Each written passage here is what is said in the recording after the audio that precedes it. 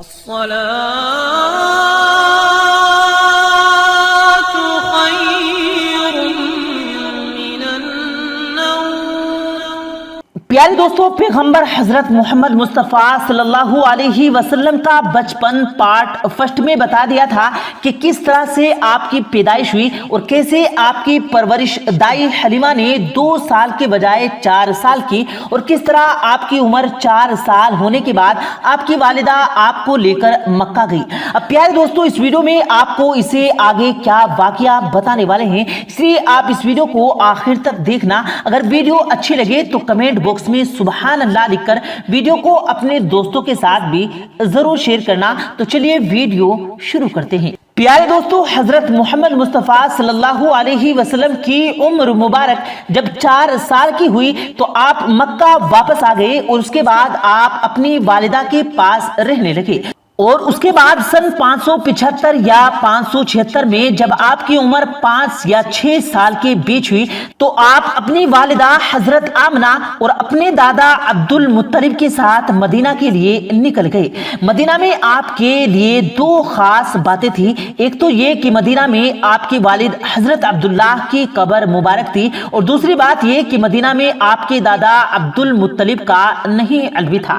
پیارے دوستو، زمانے میں سفر ایک ڈھیر مہینے کا ہوا کرتا تھا، اس لیے آپ کا سفر بھی یہ مہینوں کا تھا۔ 1 مہینے کے بعد جب آپ مکہ کی طرف پلٹ کر آ رہے تھے تو آپ کے ساتھ جو واقعہ پیش آیا جس کو دیکھ کر آپ کے دادا بھی رونے لگے۔ اللہ کے پیغمبر حضرت محمد مصطفیٰ صلی اللہ علیہ وسلم کو اپنے بچپن کی عمر میں ہی آپ کو دوسرا بڑا جھٹکا لگا، اور اللہ نے آپ کو ایک اور آزمائش میں ڈال دیا۔ جب آپ 1 مہینے کے بعد مدینہ سے مکہ آ رہے تھے تو راستے میں ہی آپ کی والدہ حضرت آمنہ کی طبیعت بگڑ گئی اور وہ بری طرح سے بیمار پڑ گئی، اور اس کے بعد ان کا انتقال ہو گیا۔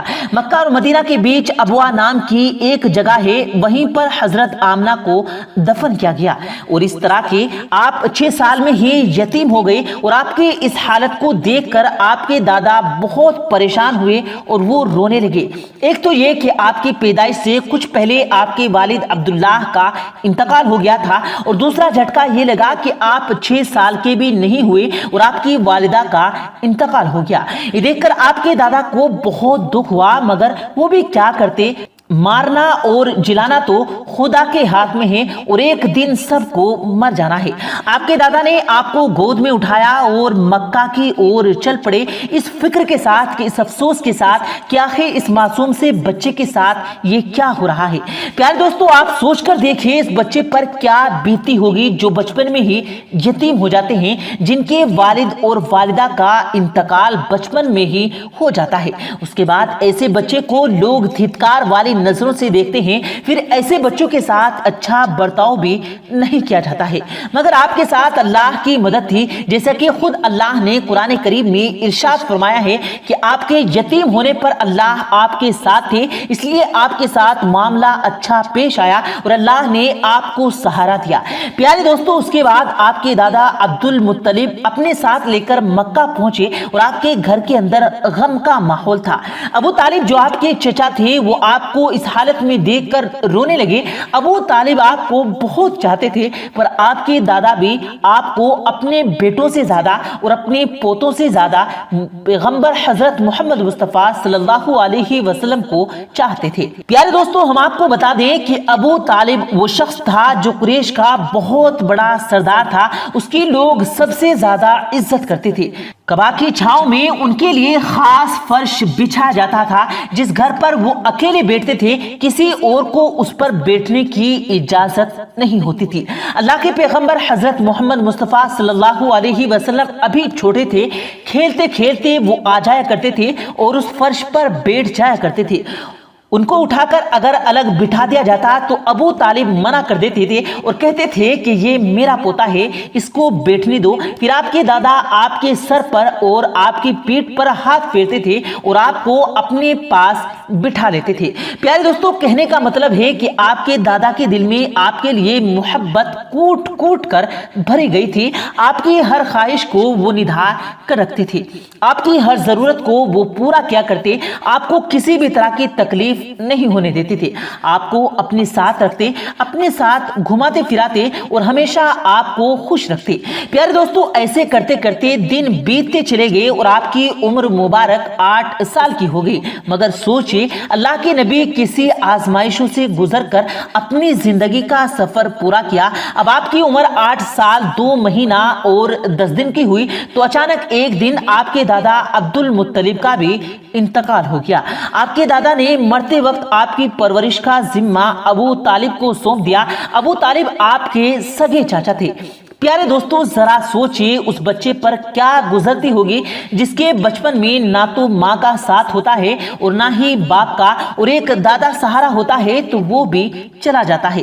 اس کے بعد آپ کی پرورش کا ذمہ آپ کے چاچا اٹھاتے ہیں۔ اس کے بعد آپ کو آپ کے چاچا ابو طالب نے سہارا دیا، آپ کی ہر طرح کی حفاظت کی، دشمنوں کے وار سے آپ کی ہر طرح سے آپ کو محفوظ رکھا اور اس طرح سے آخری سانس تک آپ کی مدد کرتے رہے۔ حالانکہ ابو طالب پیسے والے نہیں تھے، پھر بھی آپ کو کبھی بھی کسی بھی بات کی کمی محسوس نہیں ہونے دی۔ آپ جس بھی چیز کی خواہش کرتے آپ کو پورا کر دیتے تھے۔ اس کے بعد دن بیتتے چلے گئے۔ ابو طالب ابھی بھی کسی سفر پر جاتے تو آپ پیغمبر صلی اللہ علیہ وسلم کو اپنے ساتھ لے کر جاتے تھے، کیونکہ اس زمانے میں سفر بہت لمبا ہوتا تھا، ایک اور ڈھیر مہینوں کا ہوتا تھا۔ لیکن ابو طالب نہیں چاہتے تھے آپ چھوٹے سے بچے جس کے نہ والد ہو، نہ والدہ کا سہارا ہو اور نہ دادا کا سہارا ہو، اس کو کسی کے بھروسے چھوڑ کر جاؤں۔ تو پیارے دوستو، ایک بار ابو طالب اپنے قافلہ کے ساتھ شام کی طرف تجارت کے لیے روانہ ہوا۔ یاد رکھیں، پہلے عرب میں جو لوگ تھے، خاص کر کے قریش کا امپورٹ اور ایکسپورٹ کا کام تھا، یعنی کہ وہ ایک جگہ سے دوسری جگہ بھیجتے تھے، اس طرح وہ سامان کی لین دین کیا کرتے تھے۔ اسی طرح سے ابو طالب اپنے قافلے کے ساتھ ملک شام کی طرف جا رہے تھے۔ ساتھ میں حضرت محمد مصطفیٰ صلی اللہ علیہ وسلم کو لے لیا کہ ایک اونٹنی پر سوار کیا گیا۔ ابو طالب کو جبکہ ایک قافلہ ملک شام کے بارڈر پر پہنچا تو ان کو رات وہیں ہو گئی تھی، اس لیے وہیں انہوں نے پڑاؤ کر دیا تاکہ وہیں پر رات گزار سکیں، اپنی تھکن اتارے۔ پیارے دوستو، ہم آپ کو بتا دیں کہ اس وقت راہب ہوتے تھے جو ایک جگہ سے دوسری جگہ پیدل جایا کرتے تھے۔ اس زمانے میں ایک عیسائی راہب تھا، یعنی کرسچن راہب تھا، جو لوگوں کی رہنمائی کرتا تھا۔ وہ کبھی اپنے گھر سے باہر نہیں نکلتا تھا، یعنی کہ وہ ہمیشہ اپنے گھر میں رہتا تھا۔ جب اس کو پتا چلتا کہ ملک شام میں کسی نے پڑاؤ کر ڈالا تو وہ دوڑتا ہوا وہاں آتا اور پیغمبر صلی اللہ علیہ وسلم کو لے لیا اور ابو طالب سے کہنے لگا، یہ بچہ ساری دنیا کا سردار بن کر آیا ہے۔ اس کی بات سن کر ابو طالب نے کہا کہ تمہیں کیسے پتا، تم کو کس نے بتایا ہے کہ یہ بچہ ساری دنیا کا سردار ہے؟ تو اس راہب نے کہا کہ جب تم اس گھاٹی میں آ چکے تھے تو اس گھاٹی میں ایسا کوئی درخت نہیں تھا جو اس بچے کو سجدہ نہیں کیا ہو، اور پتھر اور درخت صرف اسی کو سجدہ کرتے ہیں جس کو اللہ اپنا پیغمبر بنا کر بھیجتا ہے۔ اس کے بعد وہ کہتا ہے کہ تم اس بچے کو ملک شام مت لے کر جانا، کیونکہ آگے ان کو یہود سے خطرہ ہے، کہیں وہ اس کا قتل نہ کر دیں، اور اس بچے کو اچھی طرح جانتا ہوں کیونکہ تورات انجیل میں اس کے رسول ہونے کا ذکر آیا ہے، اور میں اس کو جانتا ہوں، اس کی پیٹھ کے پیچھے جو نبوت کی مہر لگی ہے اس مہر سے بھی اس کو جانتا ہوں، لہٰذا تم اس کو ملک شام مت لے کر جانا۔ تو پیارے دوستو، ابو طالب کو اس راہب کی باتوں پر یقین آ چکا تھا، وہ جو کہہ رہا ہے صحیح کہہ رہا ہے۔